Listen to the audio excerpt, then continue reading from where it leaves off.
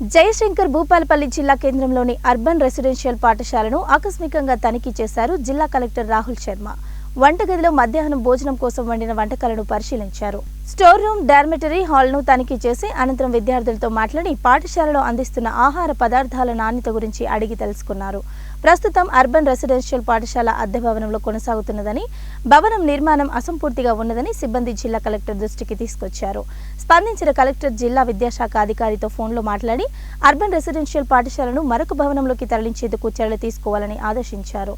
ఈ సందర్భంగా జిల్లా కలెక్టర్ రాహుల్ శర్మ మాట్లాడుతూ విద్యార్థులకు నాణ్యమైన పోషకాహారం అందించాలని, శీతాకాలం దృష్ట్యా స్నానాలకు వేడి నీటిని అందించేందుకు వాటర్ హీటర్లు ఏర్పాటు చేయాలని సూచించారు. విద్యార్థులకు ఒక జత యూనిఫామ్ మాత్రమే అందించాలని, మరొక జత యూనిఫామ్ అందించాలని డీఈఓను ఆదేశించారు.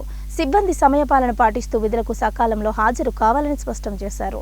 పాఠశాలలో ఆర్ఓ వాటర్ ప్లాంట్ ఏర్పాటు చేస్తామని తెలిపారు.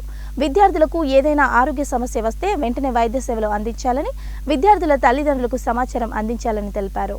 ఈ కార్యక్రమంలో అర్బన్ రెసిడెన్షియల్ పాఠశాల స్పెషల్ ఆఫీసర్ వేణు, సిబ్బంది తదితరులు పాల్గొన్నారు.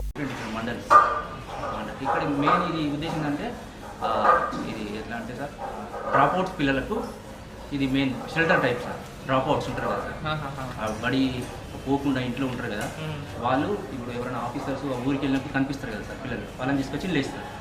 క్లాసెస్ కూడా ఇక్కడ అవుతుంది.